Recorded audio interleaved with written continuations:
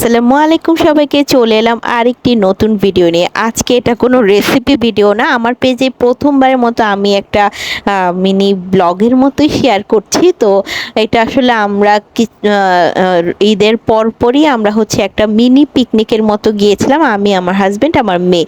তো আমি বাসা থেকেও একটু হালকা পাতলা খাবার নিয়ে গিয়েছিলাম, একটু পিকনিক ভাইব আনার জন্য আমি বাসা থেকে চাদরও নিয়ে গিয়েছিলাম। তো আমি একটু পাস্তা রান্না করে নিয়েছি, ডিম দিয়ে পাউরুটি ভেজে নিয়েছি, আর এমনি দোকান থেকে নর্মালি আমি হচ্ছে একটু চিপস, ডালমুট, আর হচ্ছে ছোলা বুট ভাজা এগুলো নিয়ে গিয়েছিলাম। একটু ওখানে বিছিয়ে খাবো, একটু সাজাবো, ছবি তুলবো। কারণ আমার মানে অনেক দিন ইচ্ছা করছিল যে ওয়ান ডিশ পার্টি টাইপের যে পিকনিকগুলো হয় এগুলো আর কি আমি অ্যারেঞ্জ করার চেষ্টা করছিলাম, কিন্তু আসলে সময় সুযোগের কারণে সেটা হয়ে ওঠেনি। তো দেখতে পাচ্ছেন আমি কি সুন্দর করে সব কিছু নিয়ে গিয়েছিলাম, আর আমরা বসে খেয়েছি এবং খুব সুন্দর একটা সময়ও কাটিয়েছি। আর এভাবে কিন্তু আপনারা পরিবার নিয়ে যেতে পারেন, যে একটু খোলামেলা জায়গায় বসলেন, খেলেন। তো সেটা আসলে বাচ্চাদের মনের জন্য খুব ভালো প্রভাব পড়ে।